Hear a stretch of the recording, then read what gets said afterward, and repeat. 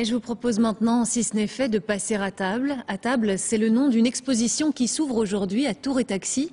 Manger, c'est culturel, alors que se passe-t-il dans nos assiettes? Comment mangerons-nous dans quelques décennies, quand nous serons bien plus nombreux encore sur cette planète?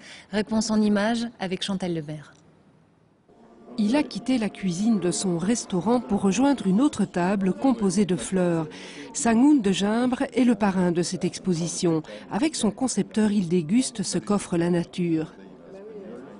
À table, ça correspond à toute la vie du cuisinier.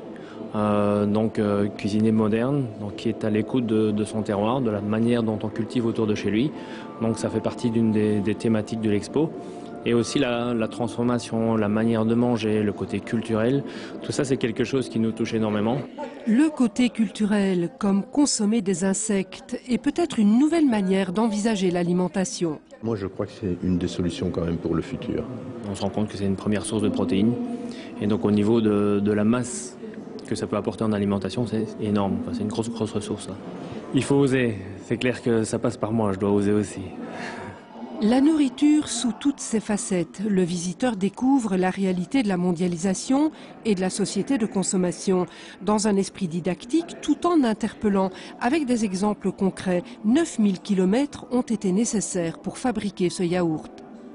La première réflexion qui est à la base de l'exposition, ça a été celle-ci. En 2008, il y a eu vraiment une augmentation des prix de denrées alimentaires. Il y a eu des émeutes, ce qu'on a appelé les émeutes de la faim dans certains pays. Et on s'est dit, mais qu'arrivera-t-il en 2050 lorsque nous serons 9 milliards si déjà maintenant il y a des problèmes avec la nourriture? Réveiller les consciences sans culpabiliser le citoyen consommateur, car il est temps, chaque jour il y a 200 000 nouvelles bouches à nourrir.